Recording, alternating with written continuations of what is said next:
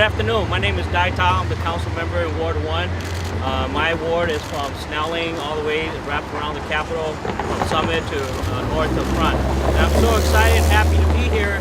I'm extremely excited about the partnership between Metro Transit and St. Paul, City of St. Paul, to get the Green Line going. I'm really excited that June 14th we'll launch the Green Line. Now, with the exciting opportunity that we have for our community and our businesses, comes with great responsibility, and part of that responsibility is to look after each other, to be careful, to be patient. This is a real opportunity for all of us to be a leader in transit safety for the nation, and so I'm really excited to have all of you here, and I'm going to leave the rest of my other council member questions here, Rob Stark. Thank you. Good afternoon. As Councilmember Tao said, I'm Councilmember Russ Stark. I represent the 4th Ward right across the street here. And we're really all about safety today. The trains are getting ready to start running with passengers in a couple of months here. But even before that, there are going to be plenty of trains, test trains running to get the systems all worked out. And some of the things that I'm seeing out here already are pedestrians who aren't used to seeing the trains yet, are not necessarily crossing with the light. We got people crossing the barriers in some cases.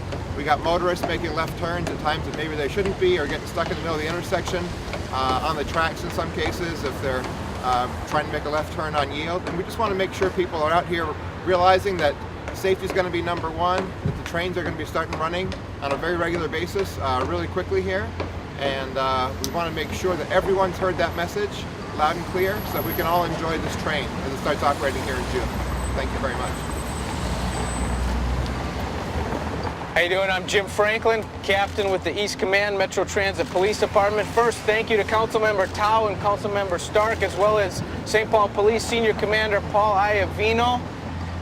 In less than 2 months, Metro Transit Green Line is going to begin service connecting the Twin Cities, University of Minnesota, and all the communities in between. Between now and then, Metro Transit is going to continue to train and certify all of their rail operators, as well as test full schedule service. What that means for you is that you will see a significant increase in the number of light rail vehicles in the Green Line corridor. We've invited you here today to outline our public safety, education, and enforcement initiative, a joint collaborative between Metro Transit Police Department and St. Paul Police Department. Our number one priority is public safety. The bottom line campaign effort here will reflect that safety is also a shared responsibility. Our goal is to educate the public and ensure that they're using safe, common sense habits in and around not only this station, but all light rail stations and all bus operations and transit and throughout the whole transit system. You're going to see a uniform presence within dedicated presence to enforcing both pedestrian laws and traffic laws in this campaign. Good afternoon. My name is Paul Iavino. I'm the district commander in the Western District of St. Paul Police Department.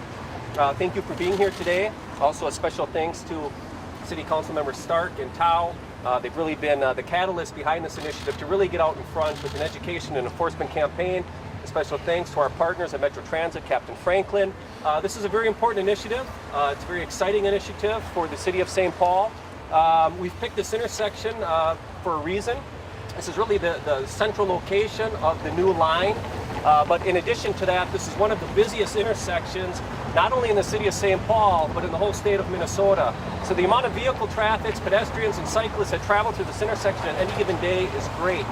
So what you're going to expect to see over the next many weeks and months to follow are police officers, both transit as well as the City of St. Paul, will be out in our squads, as well as on foot and on bicycles.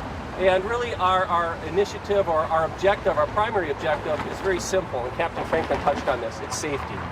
And we want to educate the public as best we can to make sure that this is a very safe new thing for the City of St. Paul, and we're very excited about the opportunities. Thank you. Captain Franklin, do you think that there's going to be kind of a learning curve? Do you think this is something that people aren't used to seeing? trains at all that it's going to take a little while just for people to get used to this? Well, light rail's not new to the region, obviously. It's new to the city of St. Paul here, and that's why we're trying to get in front of it as we ramp up and we're testing and beginning to test full schedule service, which will be about 10-minute service along each platform. We're getting out on the street with not only police officers, but also customer service, transit representatives. They're going to be out here flyering, handing out brochures, and educating the public as well. Bicycle, squads, foot. Tell us about how it's going to be and how you're going to let people know. How are you going to let people know all this? Yeah, absolutely. We're going to have uniformed police officers out here educating the public, and like I said, as well as transit customer service interns out here educating the public, talking to them, and just giving them the best practices, asking them to obey the traffic signs and the traffic signals. From a law enforcement perspective, when we stop a vehicle, we're going to educate them on leave room for the train. Don't turn on the red, all right? And leave room for the crosswalk. And those safe practice, those habits that we want to see around train operations.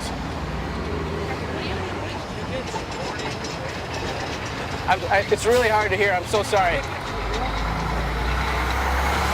Yeah, this is, it's both an educational and enforcement effort, so we will be doing both. Minneapolis and the light rail there that maybe you guys are going to practice here? Well, I think some of our lessons learned is what you're seeing today is the fact that we're trying to get out in front and kind of take that proactive approach to educating the public on the front end. On the ticketing side, what could people be ticketed for? Is that both drivers and pedestrians? Yep, it's a dual campaign effort, both pedestrian traffic. We'll take a walk down to the mid-block crossways down there. But traffic, don't block the intersection. So if you're waiting to make a left-hand turn, don't pull into the intersection. Don't stop your vehicle on the tracks, because the trains may be coming through as you're pulling through. The same rules that apply at basic intersections is what we're going to be looking for. And use the crosswalks. Use the mid-block crosswalks is what we're telling people. That's why we built them. It's for their safety. Besides the pedestrian and bike safety, are you guys also going to have any kind of precautions or to help people learn about like crime and trends and stuff like that on the train, or kind of ways to keep themselves safe while riding? Absolutely. Between the police department and our Metro Transit community outreach group, I think we've done over 100 community outreach events where we're talking about those very same things. Public safety, how you ride Metro Transit, to public safety on Metro Transit, and the basic safety procedures for pedestrian traffic as well. This is a mid-block crossway. Why we built these is because the blocks or the platforms are very long. We had to give the public an opportunity to cross, and obviously we didn't want them crossing the bollard and chains, so we gave them a regular crosswalk. You come in here, one of the other safety features here is as a train will come, this display will light up indicating that a train will come. We have a walkway through the tracks, and again, a crosswalk through the other side of University as well. Same pedestrian traffic laws apply here as they do in all other crosswalks across the state. Public traffic must yield to the pedestrians in the crosswalk.